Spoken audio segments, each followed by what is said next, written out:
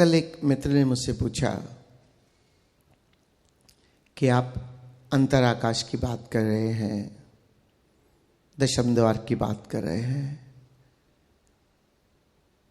परमात्मा की अनुभूतियां यहां कैसे हो सकती हैं, या जिसे हम खोज रहे हैं वो हमें कैसे मिल सकता है।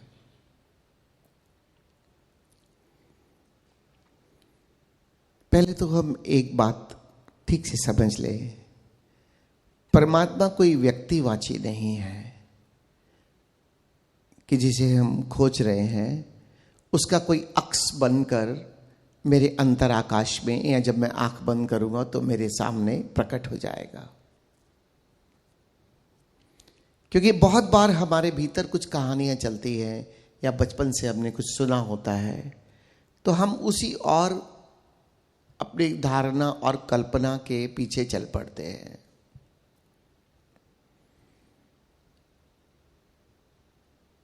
परमात्मा कहो या आत्मा कहो, एक बात बहुत स्पष्ट है। अगर वैज्ञानिक ढंग से हम समझने का प्रयास करें तो सबसे करीब से करीब मेरे क्या है, और वो है मैं खुद। मुझसे करीब तो मेरा कुछ नहीं हो सकता।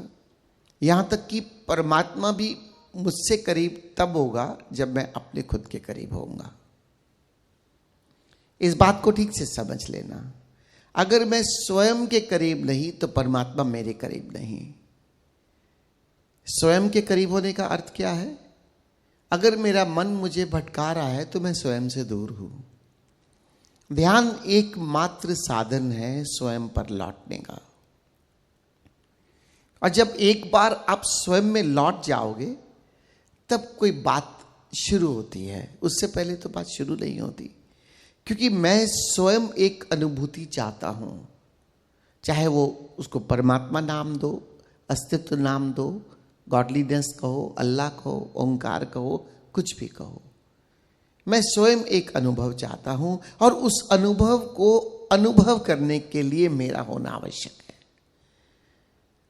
समस्या सिर्फ और सिर्फ इतनी है कि मैं स्वयं से ही दूर हूं, और जब मैं स्वयं से दूर हूं तो मैं स्वयं में अनुभव कैसे कर सकता हूं?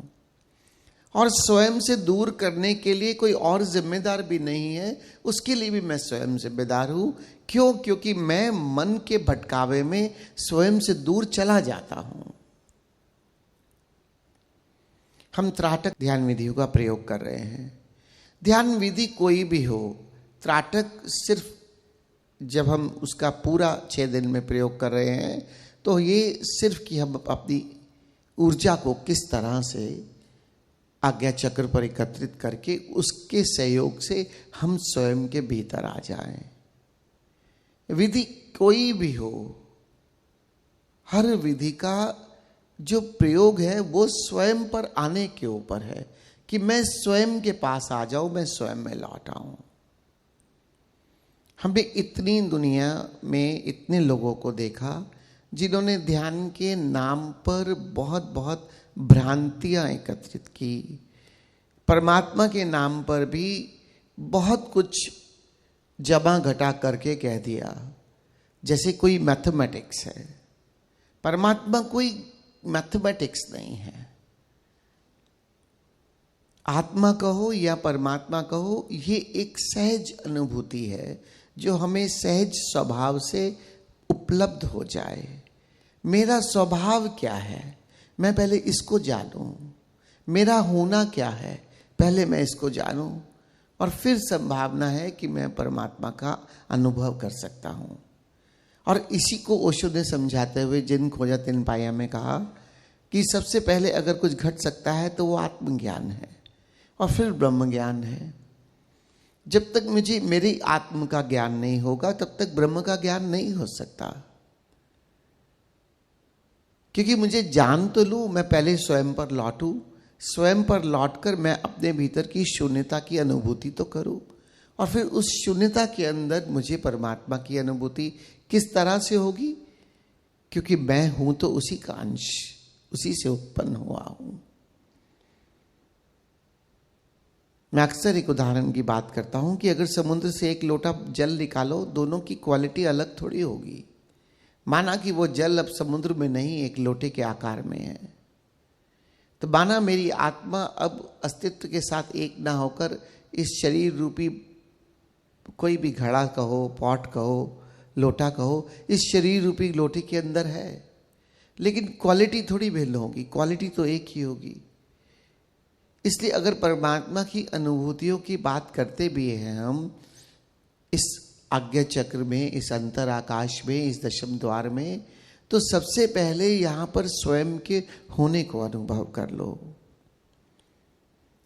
ध्यान विधि करके बस किस तरह से मैं निर्विचार होकर, निर्विषय होकर स्वयं के भीतर का जो आकाश है, स्वयं के भीतर की जो मेरी शून्यता है, मैं उसके साथ अपना एक बार तादात्म्य तो बना लूं गहरा, और उसके साथ तादात्म्य बनते ही उसकी डोर मुझे परमात्मा की डोर के साथ जोड़ देगी।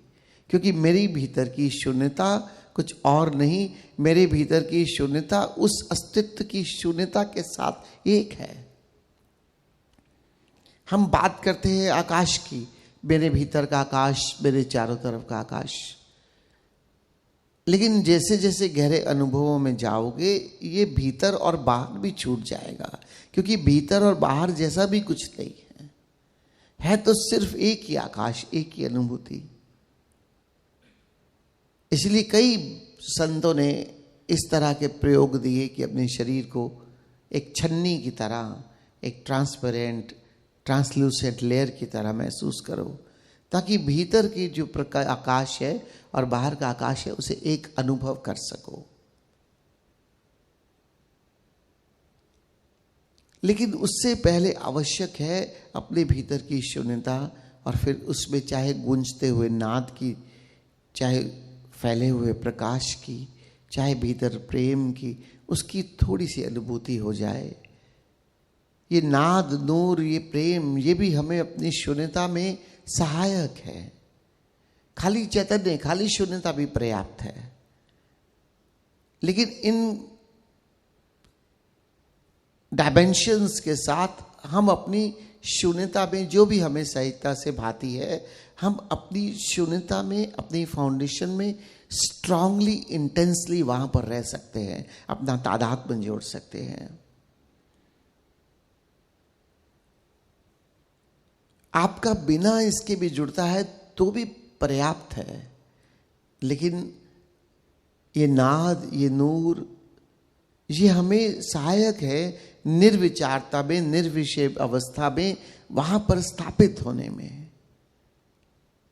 क्योंकि एक अवलंबन की आदत पड़ी है हमें, और हमारा मन भी अवलंबन चाहता है कि हम किसी अवलंबन में हैं तो मन भी हमें सहयोग करने लगता है, भटकाता नहीं है, दूर नहीं ले जाता हमें स्वयं से।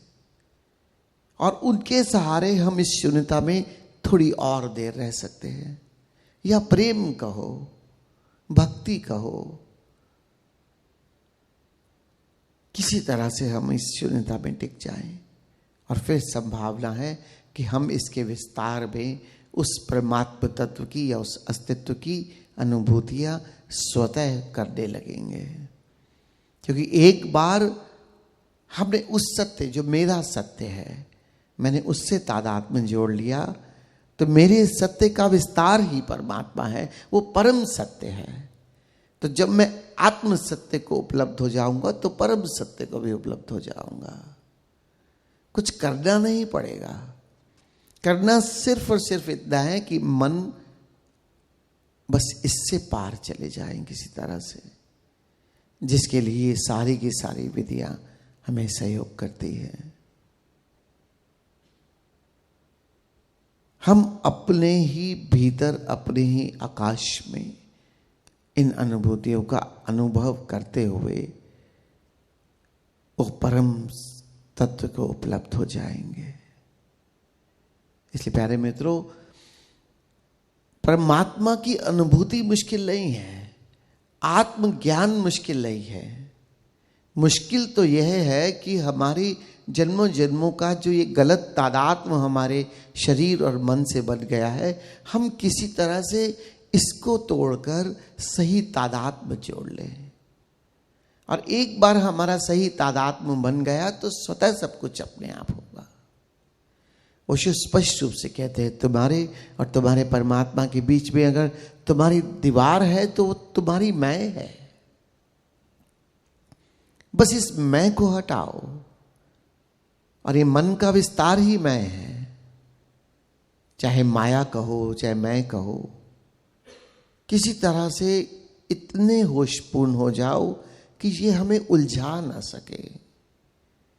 हम इतना होश अर्जित कर लें ध्यान करते हुए कि हम उस होश का ही प्रयोग करके, उस अवेयरनेस को ही हम यूज करके इस मन से पार चले जाए और सब कुछ स्वतः घट जाएगा।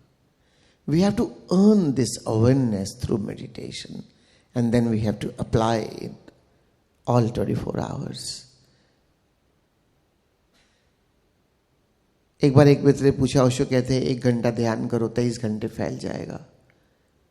मैं तो 1 घंटा सुबह ध्यान करता हूं, लेकिन 23 घंटे फैलता हुआ नजर तो नहीं आता। कोई चमत्कार थोड़ी है। ओशो ने कहा कि 1 घंटा ध्यान करो और वो अपने आप मल्टीप्लाई हो जाएगा। 1 घंटे ध्यान से आप जागरूकता अर्जित करते हैं, फिर उस जागरूकता को आप दिन भर प्रयोग करेंगे, जागे रहेंगे, और फिर उस जागरूकता को जब आप पूरे दिन में प्रयोग करेंगे तभी वो 23 घंटे के फैलाव में धीरे धीरे होकर, और तभी मैं ध्यान कहता हूं कि ध्यान करने की चीज नहीं, ध्यान एक जीवन शैली है। कभी ध्यान को करने की वस्तु समझना ही नहीं। सबसे बड़ी भूल हमारी वही हो जाती है। कल को पूजा प्रार्थना किया करते थे 10 मिनट 15 मिनट आधा घंटा, अब उससे थोड़ा सा विकसित हुए तो ध्यान को उसी तरह से बना लिया। ध्यान